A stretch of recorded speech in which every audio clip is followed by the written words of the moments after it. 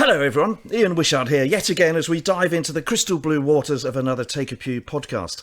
Taking the plunge with me, as always, albeit this time sporting a somewhat off-putting yellow mankini, is the strange phenomenon we like to call Mr. Simon Clark. Yes, hello dear listener. We're delighted that you're joining us on this intrepid journey into the world of another fabulous Take a Pew podcast guest. Yes, indeed we are. And this time we have ventured into the big city and we have wended our way. We've whatted our way? We've wended our way. I thought we'd just driven. Well, it's just an expression. Okay, look, we've driven to the celebrated London district of Notting Hill, famous of course for its carnival, its eponymous film role. It's what? Eponymous film role. It means there was a film named after it. Well, why don't you just say that then, instead of trying to sound all clever? Sorry, mate. I'm just trying to keep up with the intelligentsia that is the Take a Pew podcast audience. Anyway, look, Notting Hill, famous for its carnival. Are you all right with the word carnival, mate? Of course I am. That means everyone here eats meat. Give up. Although, to be fair, carnival does come from the same Latin root as carnivore, because carnevale means goodbye to meat for Lent. And that is why you've got no friends, mate. Fair enough. Right, yes, Notting Hill, it's got a film named after it, and it recently gained even more renown as the home of the lockdown phenomenon, the Portable Priest. Our guest this time, Pat Allerton, vicar of St. Peter's Church, and surprisingly, our second old Etonian on the podcast. Ooh, mixing with the elite. Well, I'm glad we finally got there, mate. Shall we get on with the show now, then? Yes, that's probably a very good idea. This is the Take a Pew podcast with the Reverend Pat Allerton. Pat Allerton!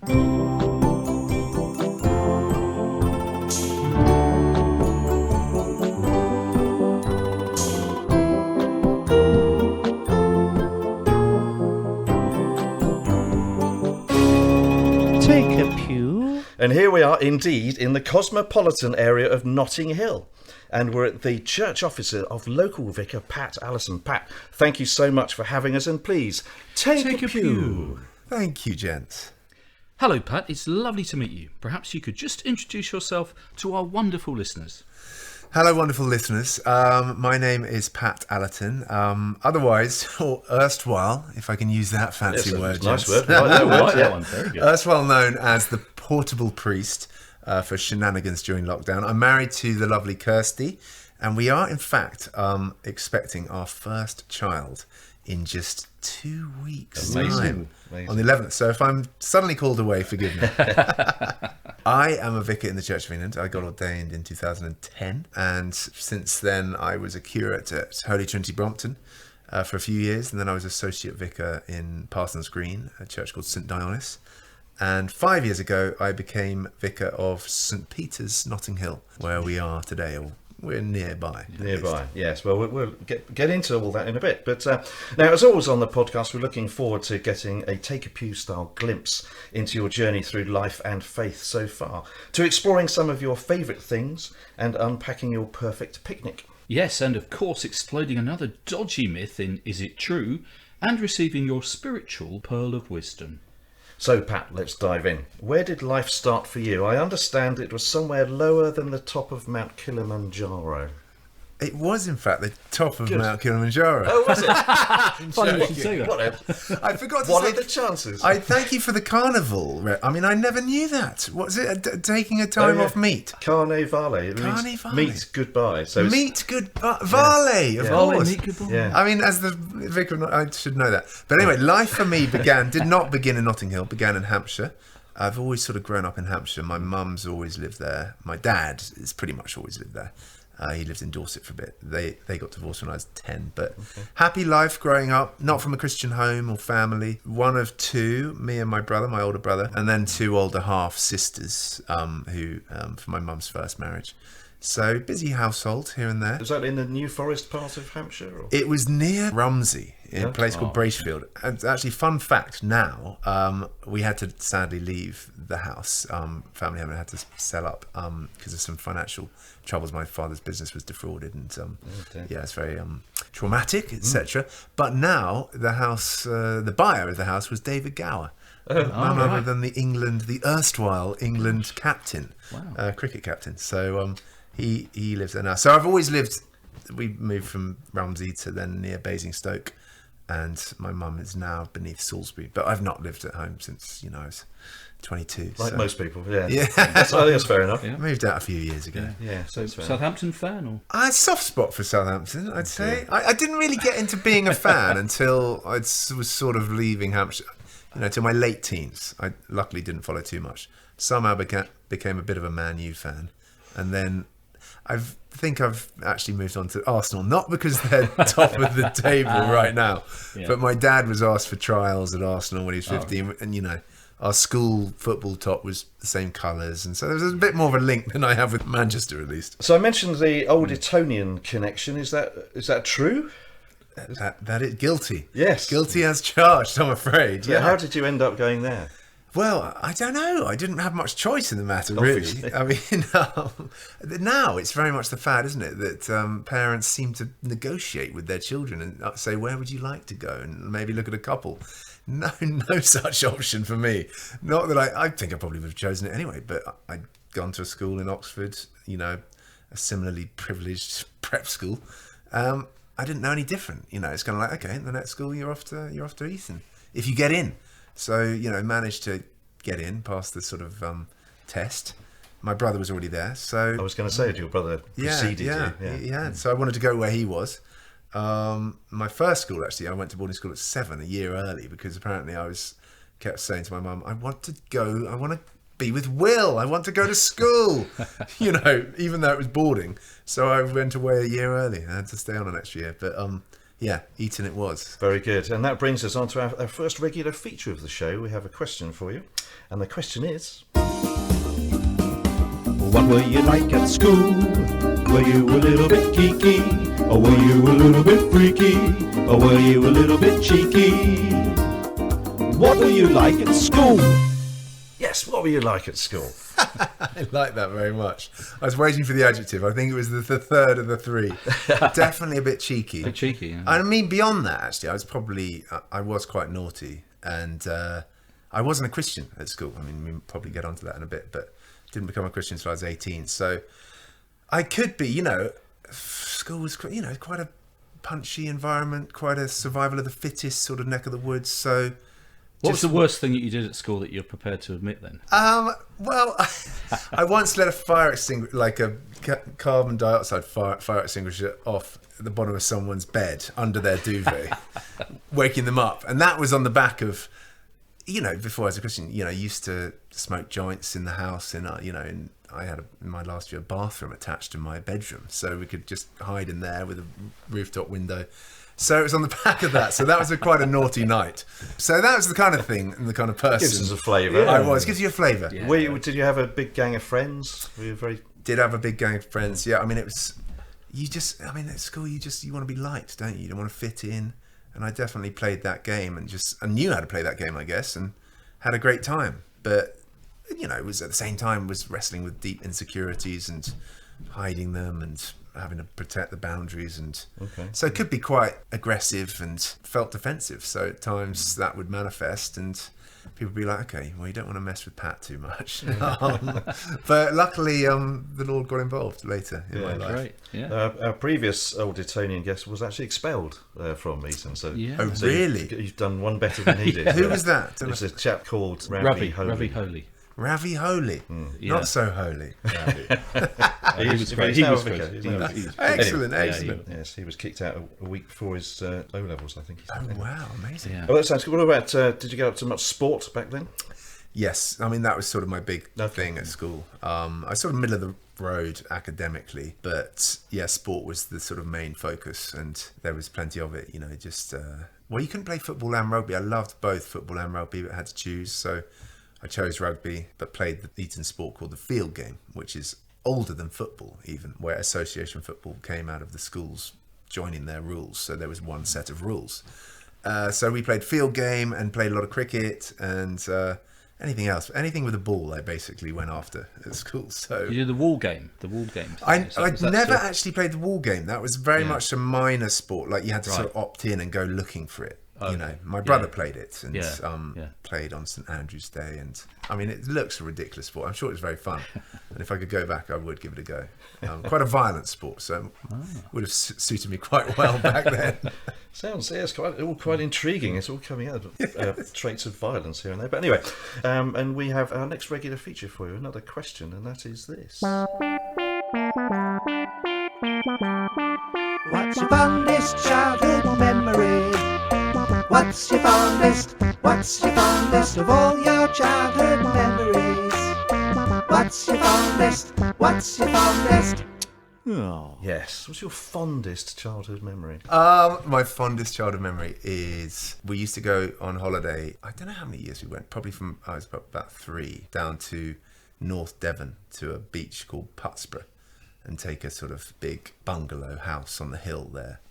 And I just remember my favourite memories. Holidays there with the family, the whole family, aunts, uncles, grandmas, grandparents, and then friends coming along.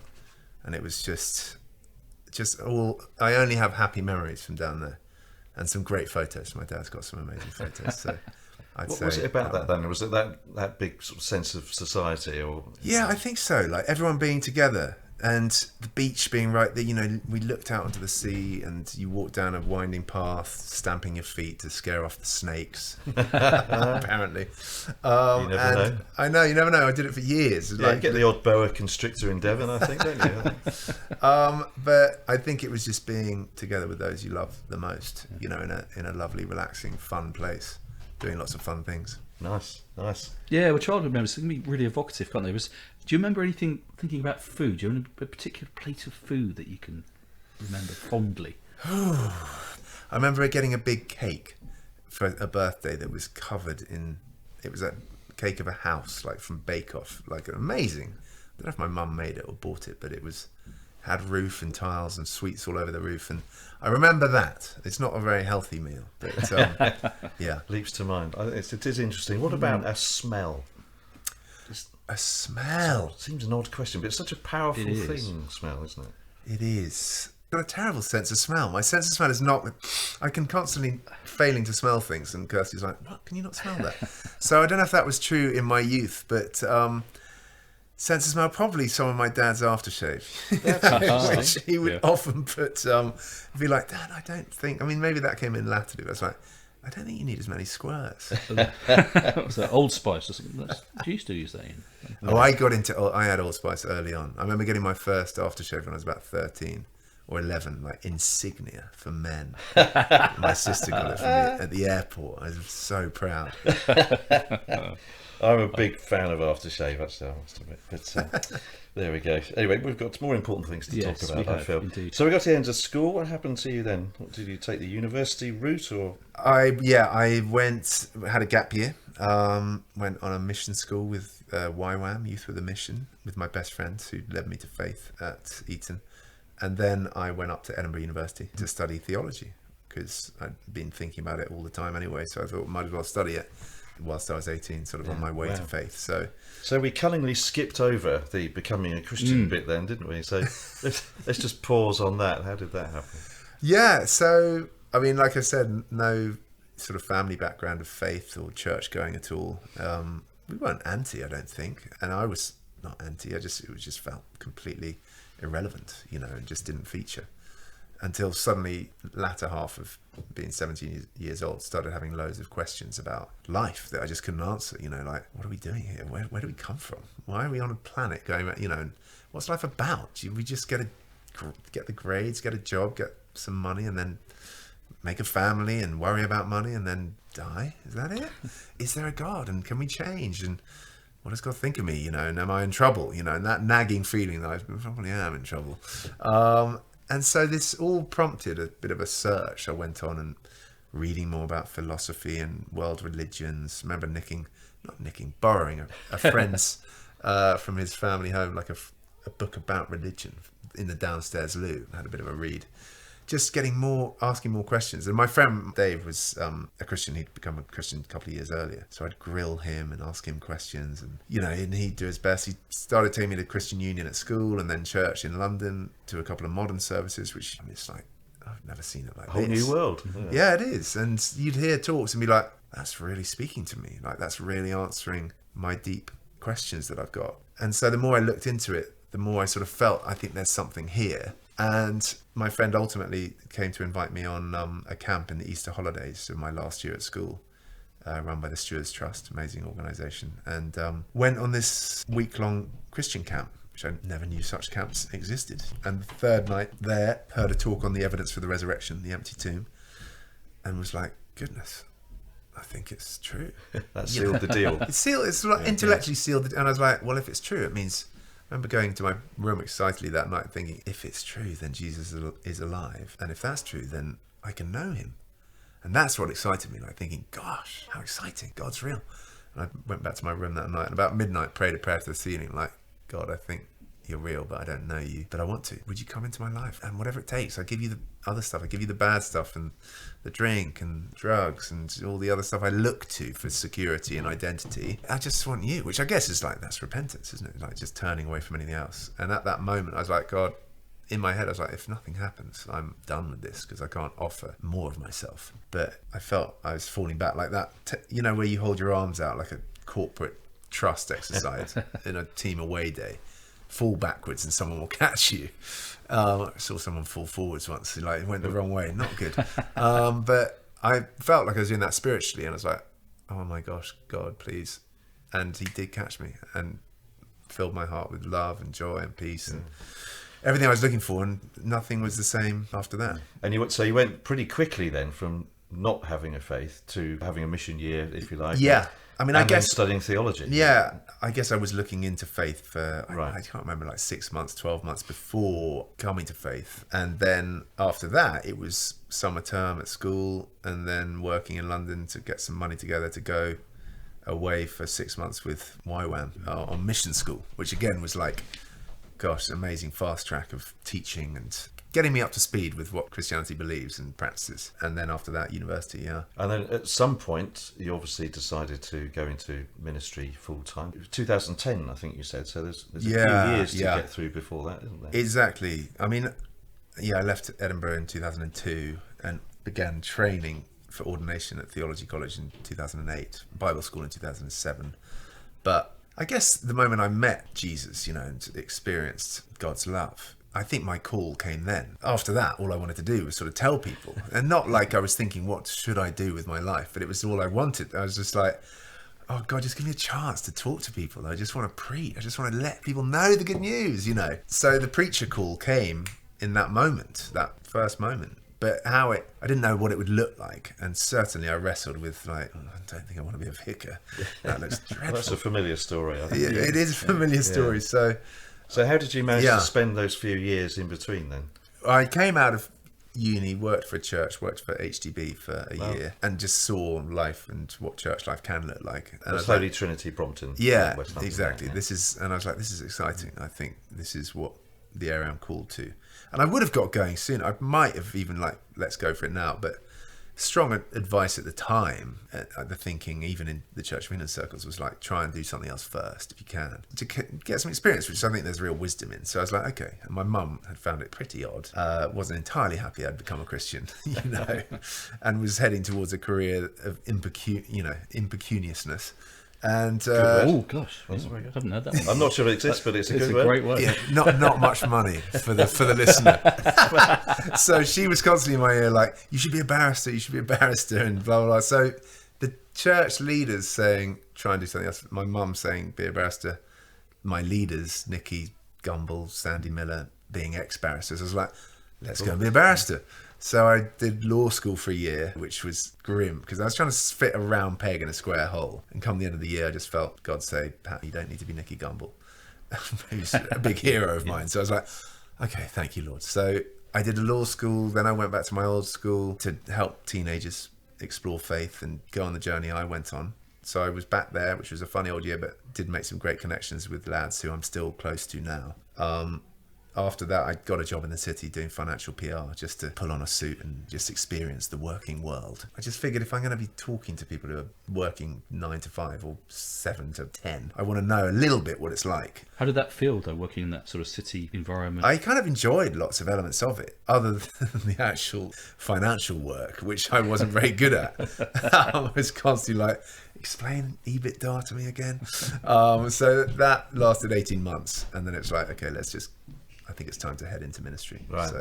So that's interesting. That's quite different in a way, because a few years there, but unlike a lot of our guests, many of whom have dilly-dallied for like 30 years in some cases, but kind of known there was this nagging thing. For you, it sounds like it was quite clear that's what you were going to do, but in the meantime, just try a few other things. But there was never any doubt that you were suddenly going to spend a career in financial PR, for example. Yes, no. I mean, the bigger distraction, I think, alongside it was often wondering, like, should I be an actor? You know, would I enjoy acting? You know, something totally different. That's all coming out now, right? That's all coming out. And so that remained even when I was training and after training. It's kind of like, they say, you know, there's the three go together: the bar, the stage, and the pulpit. A lot of overlapping skills. But financial PR was never going to be the one. So you did the theology course, or the ordination training. Yep. Yeah, I did Bible school actually for a year with a school called Cornhill under the Proclamation Trust.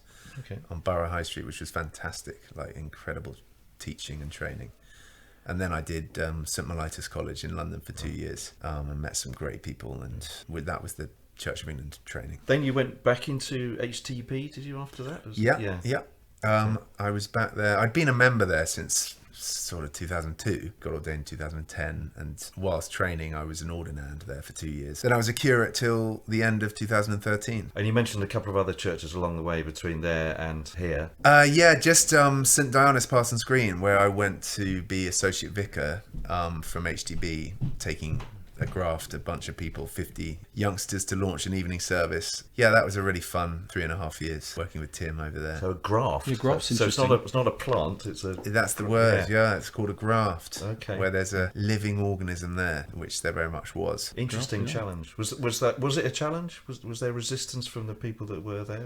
No, I mean Tim had done a great job. Tim is sort of was at HTB himself, and he'd reached out to HTB saying, look, would you be interested in a graft? So he'd worked hard with the existing church to prepare them to receive a bunch and communicate the vision and field any concerns. So it was a very happy joining. Very good. And then eventually ended up here where we are now. Yes. And I guess you've been here, was it 5 years, did you say? 5 years, yeah, exactly. And how's life here? It's been a funny old period, obviously, hasn't it? Yeah, no, it has. Yeah, I can't believe it's 5 years. I guess it's sort of like for all of us, 2 years is sort of like, well, that 2 years didn't really count in some ways. Yeah. Like a lot got lost, or you had to do things very differently. Yeah, lots changed here. There's been quite a big turnover of folk. Church, I think, looks and feels very different. And in what sort of ways?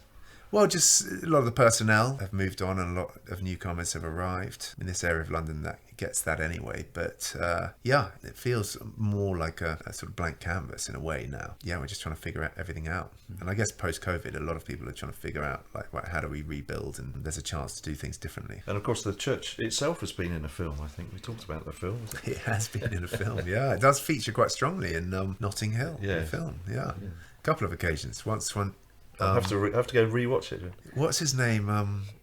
Who's in the wetsuit on his rooftop? Oh yeah, Rhys Ifans or whatever his name is. Yeah, what characters does he play there? I can't remember. I keep wanting to say Sprout. His name's it not. is. Yeah, something like that. Yeah. But anyway, when he's in his goggles on the rooftop, it's there, and then they stop chasing after Julia Roberts. The car pulls up at the end of the road, and there it is. So the church is a film star, even if the vicar Not yet. longed to Who be still one. harbours deep desires for the stage and screen. Exactly. But lockdown, of course, and you did achieve some sort of notoriety through some initiative you showed, which you alluded to briefly earlier, the Portable Priest. And that was simply going out with a couple of speakers and speaking to people who were shut behind their windows. Yeah, basically. We all remember lockdown, I'm sure. And knowing we can't open church, and the idea came into my head one day, like, what if I headed to the streets with a speaker and played a hymn and led a prayer, A great way to reach the parish and show, hey guys, see you on the other side. local vicar, but also to lift spirits and bring a bit of hope and joy and a distraction at the very least. So I did 64 times 64 in all. times, Yeah. gosh. And ended up going, because I started on Portobello Yeah. Road, which is literally where we're seated now, listener. It's 50 yards from where we're sitting. And was amazed at how it was received. Like, people were just warm and open and clapped, and it's very emotional, actually. Because it's just like, it was a crazy time, wasn't it? Really? Yeah, Like, such a lot of strange time. anxiety Yeah, and fear, yeah, and people just feeling lonely and just disconnected. And I think people just celebrated something bringing them together, and it went on, picked up a bit of media attention because there was nothing else to write about, and then started going to hospitals and did it outside hospitals and care homes. And You don't still do that now on a No, Saturday definitely. afternoon just for a laugh? it's definitely not what I mean. It's like, I think some things that God's in, sometimes his hand and his grace and favor is on it for a season, but when it lifts off, you definitely don't want to be Yeah. connected. There was a moment, wasn't with it? that. There was a moment, and it was literally when we weren't allowed outside. It was the strict lockdown that I operated in, and I think I did one, the last one I did, when they lifted it a bit and said you can go out as often as you like. And I did one then, and I could tell something had shifted. Magic was gone. And I was like, the Lord's hand felt a little bit further away, and I was like, okay, I'm not gonna head out again after this. Well done. It was Yeah, great. Were you surprised at how successful that was, or were you kind of expecting that anyway? Totally surprised. I mean, I expected it there's things that go viral, and then there's things that go Christian viral. And I think as Christians, we often get excited about things that go Christian viral, which actually make very little dent on the wider world outside our echo chamber. And I thought it might go Christian viral, that Christians might get excited about it. And I was happy to just provide a bit of spirit lifting stuff there. But no, never. I mean, never expected the media to pick up on it, to have sort of BBC News calling up and the Daily Telegraph. It was crazy. What happened. It was good. Certainly that had a massive impact, didn't it? And you haven't given up on a TV career yet, have you? You make the odd appearance now and again. For me, it's like, I guess, yeah, I'm a vicar. I lead a church in Notting Hill and serve a wonderful community here, and I love what I do. My even beneath that though, my fundamental calling, for me, and I believe it's true for any Christian, is just to be salt and light. And I will talk to anyone and tell anyone, whether it's one person or whether it's 1 million people, about Jesus and about the hope we have in the gospel. That's my call. So I've said no to a few things, because it's no, I don't want to be in a reality TV show. The Circle would in touch. Have you been asked for that? Yeah. Yeah, a few times. Do you want to be on the Circle? I'm like, Yeah. no, I don't think I do. But if BBC One want me on their morning chat show on Sunday, it's yeah, okay. Because you think about it, you pray and find the way in, but there's always an opportunity to share something of the gospel, to smuggle in the gospel, I call it. And that's, I see my as long as they keep asking me on, of course I'm going to do it, because that's my bread and butter. That's what I live for. And the door might well shut at any moment. And so you hold it very lightly. It's interesting because it can be quite alluring, that whole reality celebrity type thing. It can be quite strong to be clear in what you want to do and what you don't want to do, I'd imagine. I think so. Yeah, it's keeping your eye on the main thing. I'm a preacher, I'm not a reality TV personality. And then another way of reaching out, of course, we've got a book coming out, A Pocketful of Hope, which actually is out this very day, the day that we've launched this podcast. So congratulations on that. Wow, thank you. I feel like we've travelled forward in time. To think it's sold 1 million copies already. Come on, Lord. Yes, okay. Well, obviously we record these things in advance, listeners. There's no great secret there. But anyway, book, Pocketful of Hope, out. Brilliant. Well, did you enjoy writing that? I did. It's sort of a bit of a love-hate thing, because I guess at times I thought I might write a book. I never knew quite what on. But during lockdown and the sort of media coverage, people get in touch, wanting to sell things, wanting you to sell things, or, you know, amongst them were like a few publishers got in touch. I remember Penguin getting in touch and getting an email like saying, would you be interested to write a book? We've published many of the great spiritual gurus of our time. And I was like, oh my God, like the Dalai Lama. But a few others got in touch. And so a friend of mine is a literary agent, so she helped me and has become my sort of advisor and agent on that, which is very technical to help on that side of things, because I did feel, I probably could write a book on hope, but it would need to include God and Jesus and all of this stuff. At which point it was like, what's it, Not Going Out? No, that's the comedy. It's like Take Me Out, the show where Paddy McGuinness is like, you say something about yourself and the lights stay on or go off. So I said it would have to be have lots about Jesus and God in it. And like three of the four lights were like, boo, boo, boo. Just Penguin ducked out like, no, see you later. And we left with one publisher who was like, yeah, you go for it, whatever you want, which they're a secular pub. It's not a Christian. And so it's outside the Christian bubble, which I love, just operating outside that sort of the four walls and outside the bubble. And so they're pushing you like, well, look, we need 50,000 words, but this is the deadline. And it should have been out a year ago. I missed that deadline. So we kept going, and sometimes it's going well, you love it. Other times you're like, oh, I've had enough of you. Why aren't you done yet? And especially the editing process when you're revisiting it again and again, and you're like, oh, I don't care anymore.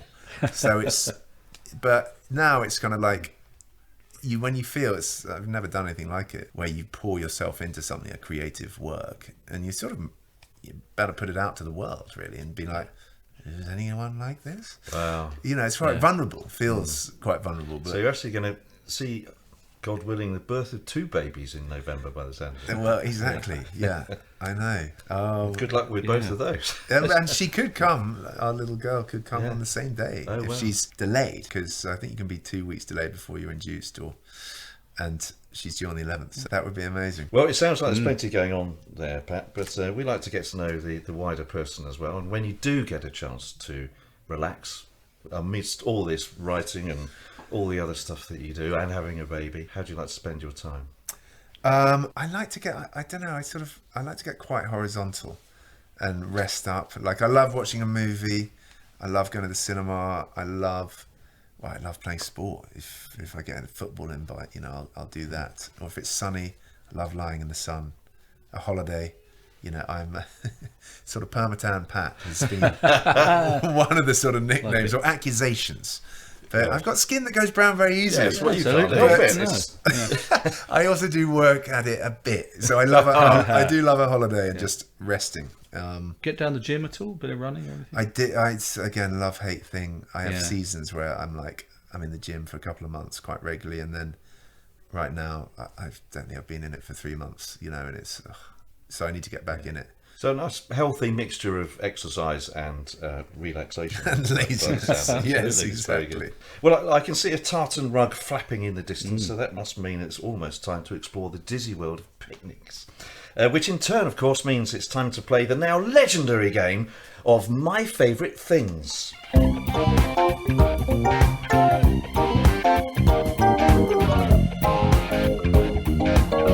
My favourite things. Yes, this is a very simple game, Pat. We'll throw some specially selected categories at you, and you simply have to pick your favourite thing in that category. Yes, what could be easier? And our first category is always your favourite book of the Bible. Ooh, favourite book of the Bible. So many classics, aren't there? I mean, I think probably any of the Gospels for me. Like hanging out with Jesus, just like reading any of those stories is just like mind-blowing, isn't it? So any of them. I also love the book of Ephesians, especially the chapter on spiritual warfare, the armour of God. That's very important scripture for me. So very good. If you had to go Old Testament, OT. What would we go with? OT, as we like to call it. Yeah, in the trade we call it OT. I do love Genesis, actually. Okay. What, the band, or you suddenly changed Well, subject? actually, I'm neighbours with Peter Gabriel, who's around the corner from right. us. I don't think I could pick him out from a lineup because he's never. But I know, I've been told he lives in there. Okay. But no, not the band. No, the book. I love the book. Very good. Okay, Pat, your favourite car? My favourite car. I love the Mercedes AMG. Do you know the one that leads out the Formula One cars?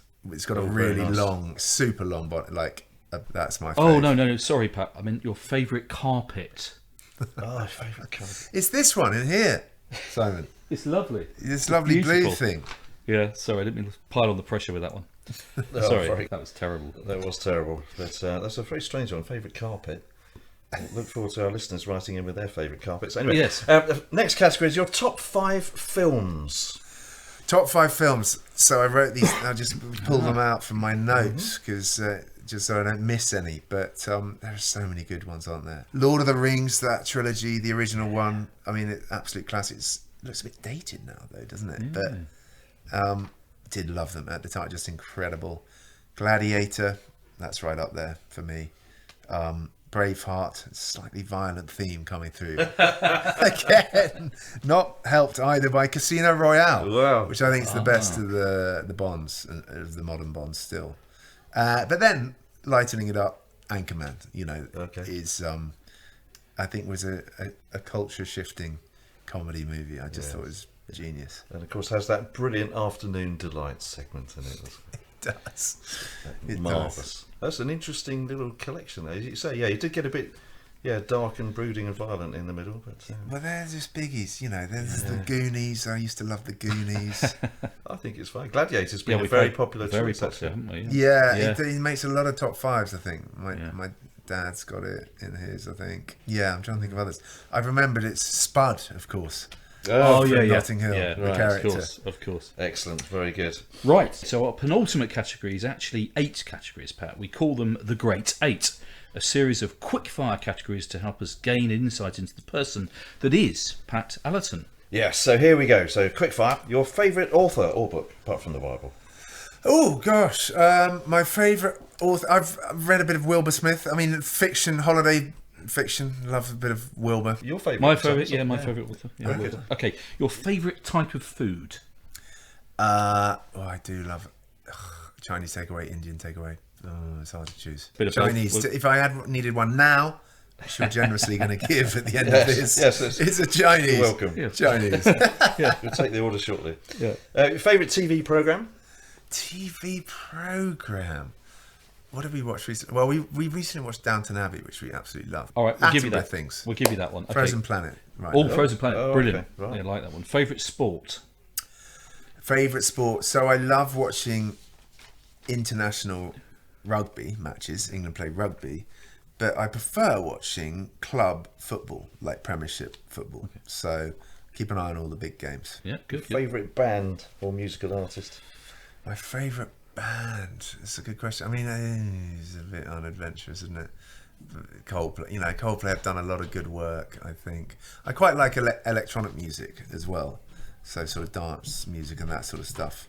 But if I needed one band, it would be Coldplay. You'd have to end up with Coldplay. That's okay. Brilliant. That's allowed. Fine. Yeah, Just. that's fine. Yeah.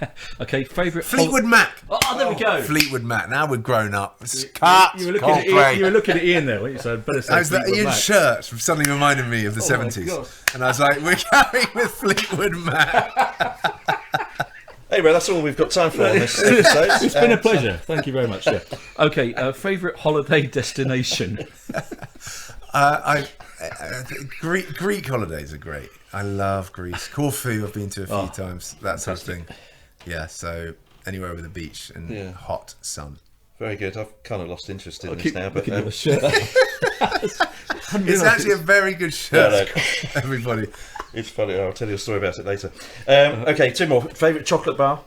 Chocolate. I don't eat that many chocolate bars, but I do love a Boost bar or a picnic bar. Favourite board game? Last one. I'm in Monopoly classically with others. I've funnily enough got a Monopoly set that I bought in an auction that's signed by Boris Johnson. Which I'm thinking of auction. I'm sure someone will pay it. Someone in China will pay a fortune for it, don't It's they? hard to know whether they get more now or whilst he bit. was in. I know. I don't know. Or when he comes back again in a few years. Yeah, who knows? Great, it's a great selection there. But our final category in My Favourite Things is always multiple choice. Yes. Now, we've mentioned you've made a few appearances on television. So we'd like to know your favourite telly. So I'll give you 3 possible answers. You just have to choose the right answer. Popular movie star Telly Savalas. Popular guitar, the Fender Telecaster. Or popular hymn telly out my soul. Since I'm probably only most familiar with the latter, I'd have to be telly out my Telly out my soul. Yes, the greatness of the Lord. It's a lovely hymn, isn't it? Yes. Very good. No, I think that's probably the right answer. And I think after all that hard work, Yes. Pat, you've well and truly earned the right to relax over a sausage roll or two as we ask you the question. What would you pick in your perfect picnic if the picking were up to you? Would you be sticking in some finger-licking chicken, or would you be silly and pick Piccalilli? Tell us, what would you choose? Yum, yum. Yes, what would you pick in your perfect picnic? But before we get into the contents of your picnic hamper, Pat, where would you like to go for your perfect picnic? Somewhere in the UK. Anywhere you Anywhere, like. anywhere you like. Oh no, not anywhere. I mean, the Alps right now, Swiss Alps. I do love a bit of skiing, so. Yeah. But I love to go in the summer, like Yeah, and it's see a bit it chilly for a with the picnic, green. yeah. Beautiful. So there we are. So in the summer, Swiss Alps. Yeah. It's very nice. I have been there in the summer. It's a lovely place to be. We open up the hamper. What goodies would you like to find in there? I'd love to find a packet of Frazzles. Oh, I recently had a packet of Frazzles, very lowbrow, but no, There's nothing wrong with Frazzles. puzzles are good. you'd want there to be some good selection of cold meats, Okay. some Parma ham. I do love Piccalilli, actually, going back to the song. Any sort of chutney or condiments. I think a whole meal can be ruined if you don't have the right condiments. Like if you don't have horseradish with roast beef, red currant jelly with lamb. You know, I often take my own to the restaurant if we're going out for Sunday lunch to make sure it's good enough. So having the Do you right take a whole condiments- selection because you don't know what you're going to have? Well, so I normally have beef, so I take Waitrose hot horseradish is very good because often it's too creamy. It doesn't get up your nose enough in restaurants. It doesn't make sort you of cry. politically correct horseradish these days. But I love a baguette, a big sandwich, some bites, some sort of sun-dried tomatoes, cold meats, quite a bit cheeses. Mediterranean then, really, yeah. Yeah. washed down with a bit of. Oh, lovely cold glass of white wine or rosé. That would be delightful. Any particular white wine you'd go for? We had what's it called? I think it's a Macron de Village at our wedding, which was very nice. yeah. That's always reminds me of a happy occasion. It sounds delightful. Any white grape. Yeah, a bit of pudding. A bit of pudding. I do like a goo, sort of, is it millionaires or zillionaires Yeah. sort I of know what you mean. pot. Yeah. Or the lemon cheesecake one. Absolute winner. So I can pretty much put away any pudding. I can see a Brilliant, Waitrose yeah. man when I see one. Absolutely. Perfect. It is our nearest shop, actually, so it's too easy to That's get why I there. spend far too much time in Waitrose. Other supermarkets are available, of course. Yes. Well, we hope that you get to enjoy such a feast before too long, Pat. But in the meantime, let's persevere as we complete our journey through the Book of Allerton. We've got as far as the chapter entitled Today, and so we turn the page to reveal our next regular feature. 12 years from now, what would you like to be doing? Or would it mainly be the same? Or would you rather be canoeing, for example? Yes, Pat. What would you like us to be talking about if we were doing the show 12 years from now? Goodness, I don't know. It's really interesting. Probably I'd like to be canoeing. But no, I feel really blessed where I am. Like, it, for someone that you want to preach the gospel and people to be able to come and hear and encounter God's love and be transformed. I mean, being based in Notting Hill is a major blessing. So there are times when I'm like, I could be here till I retire. Which is at 70 or whatever. So I might be here, but then I'm always like amazed that the Lord, just moves us on when he's got new things for us. And I'm open to anything. I mean, with the book coming out, it's sort of like, it's hard to know what other doors might open. I mean, I always thought I'd be an evangelist. Like, hero was sort of, only Christian name I knew at the time was sort of Billy Graham when I came to faith. It's kind of like, I want to be Billy Graham. Not really knowing much about what it meant. But I think I would happily do more traveling to go and tell people about Jesus, but I'm happy telling people about him wherever I am. And if being an extra in Notting Hill 2 was an option, then I'm available for selection. I'm telling you, it's all there. All the time. It's thread throughout the whole thing, isn't it? Well, you never know who's listening. Yeah, it's true. Take it as it comes. I think that's absolutely the right attitude. Well, we wish you every blessing wherever life and the Lord may take you, Pat. And that brings us, as ever, to the part of the show that is always so popular with the more spiritual and erudite of our listeners. Yes, in a moment, Pat.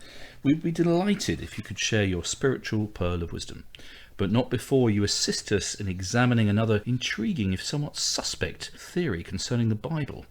And we call this part of the show... Is it true? Is it true? Is it true? Is it true?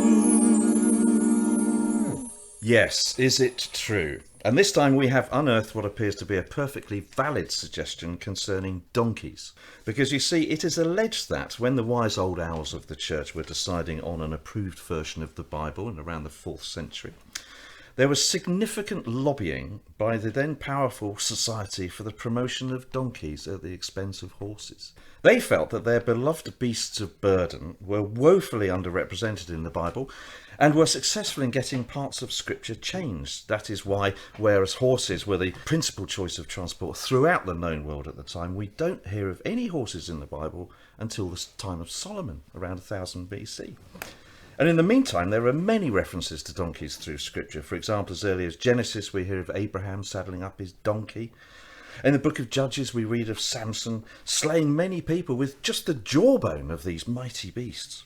And of course, we have Balaam's talking donkey in the book of Numbers. And then to crown it all, Jesus himself rides triumphantly into Jerusalem on Palm Sunday on a baby donkey. It would clearly actually have been a horse. And finally, it appears the one place where the Bible compilers refused to insert a donkey reference was in Mary and Joseph's journey to Bethlehem. But nonetheless, the Society for the Promotion of Donkeys persisted in spreading the word among people so that even now a donkey is a key part of any nativity. So, Reverend Pat Allerton. Is it true? Is it true? Is it true? Is it true? Is it true? It sounds very plausible. In fact, just today we confirmed the hiring of a petting zoo, including a donkey, for our outdoor Christmas carol service in December. Unbelievable. So I'm going to say, yes, it's true. I think it is true. There's a lot. I actually did spend quite a lot of time looking at this. Yeah, that went on for long enough. And Yeah, you almost start to believe it. Even when we get to Revelation, all the baddies are on horses, aren't they? So it's like, It's true. yeah, like pantomime characters. But there's a lot of great theology, listeners, by the way, about donkeys and humility and service and that sort of thing. It's actually. true. Although he is a rider on a white horse, Yes. he's not a white donkey. And then in the end, he has his white charger, which is fantastic. Yeah, fantastic. Yeah. I could go on about it for hours. In fact, I already have. We But have there done we go. for quite some time. Yeah. And with that, Pat, perhaps you would bless us with your spiritual pearl of wisdom. It's a spiritual pearl of wisdom.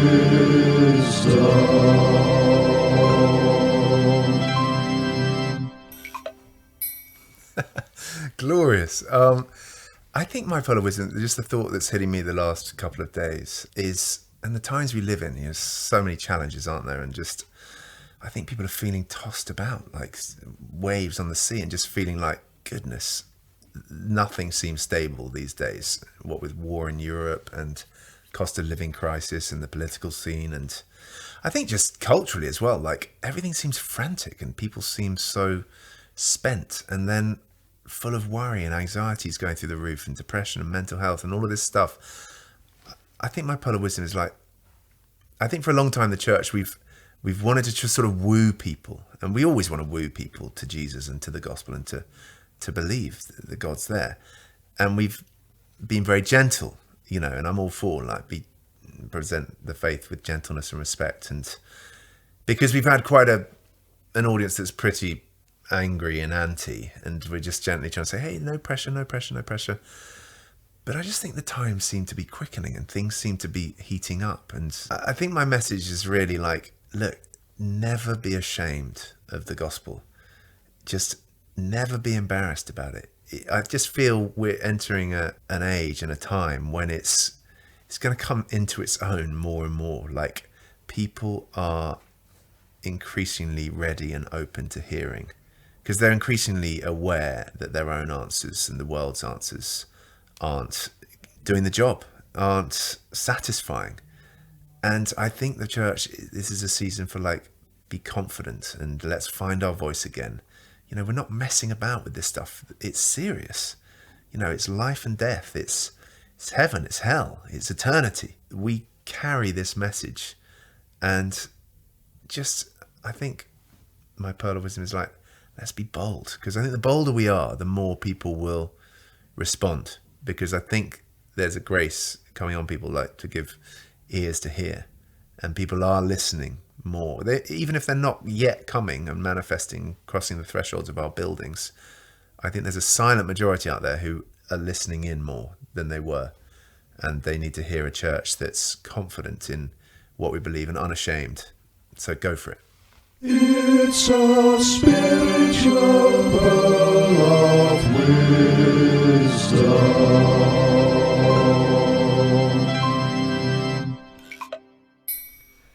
Thank you very much for that, Pat. But to bring us back from the brink of something actually worthwhile, I'm afraid we must close the show with... Simon's random question. Simon, what's your random question for Pat? Well, Pat, I'm pleased to say I've come up with a very practical question for you. Well, that'll make a change. Yeah, and that is this. Would you rather have steak and kidney pudding or lemon meringue pie? Oh, sorry, I've done that wrong. I haven't done that for a while, have I? Yeah, you've been quite I've got that good wrong lately, for a while. yeah. My full question is this, Pat, sorry. If you were going to appear on Mastermind, then for your specialist subject, would you rather have steak and kidney pudding or lemon meringue pie? I'd rather have a steak and kidney pudding As your specialist subject. as my specialist subject. I mean, I'm not a specialist in either, so it doesn't really matter.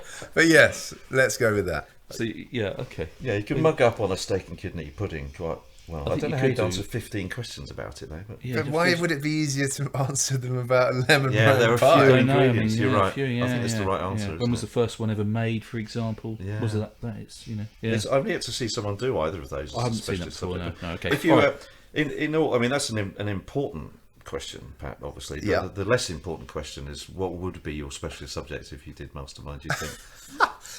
Well, I think it might be like Anchorman quotes. Right. I mean, Oh, really? I pride myself on or Alan Partridge quotes. Okay, give us a couple, go on. This has been some time actually, but got into it at a young age and would pride myself. If anyone misquote, I'd be like, no, he didn't say it that, or he didn't even say it in that tone of voice. His voice goes up at the end, not down. Oh, you're like that. Aren't I am a little bit. Yeah, a little bit. very much Sounds very like that. familiar. A musical ear. The curse of having a musical ear. You could do Anchorman, couldn't you? That would be. Yeah, that would be very, very Yeah, interesting. I could do Tim Vine jokes, but then I'd get them always wrong, and you'll tell me I'd correct have me to like you correct always you do. on the delivery. Yeah, but never mind. Yeah. Well, Simon, Yeah, there we go. Simon, I'm not altogether persuaded by your definition of practical, but in any case, that was. Simon's random question. And with that, we gently close the book of Allerton. What a great read it has been. Pat, thank you for having us here in lovely Notting Hill and for tolerating our nonsense. We wish you the best of luck with the impending arrival. And in the meantime, thank you for being on the show. Thank you, gents, for having me, and really looking forward to our Chinese. And dear listeners, thank you for joining us once again. Do pop out or log on and get yourself a copy of Pat's brand new book, A Pocketful of Hope, available wherever you get your books. And if you haven't caught up with all the other episodes of the Take a Pew podcast, do have a listen, available wherever you get your podcasts. And remember to keep up with the show by following us on social media and subscribing to our YouTube channel. And the sad news is that rounds off not only this episode, but also what has been an incredible season 2. But fear not, we have a brilliant Christmas special episode lined up, and of course we'll be back to kick off season 3 in January. And can I say it's really encouraging to see that people are enjoying the show all around the world, from Woking and the Wirral to Western Australia and Wisconsin. We'd love to hear from you. You can email us at takeapewpodcast@gmail.com. Tell us what you like about the show or what you'd like to hear more, or just to say hello. That's takeapewpodcast@gmail.com.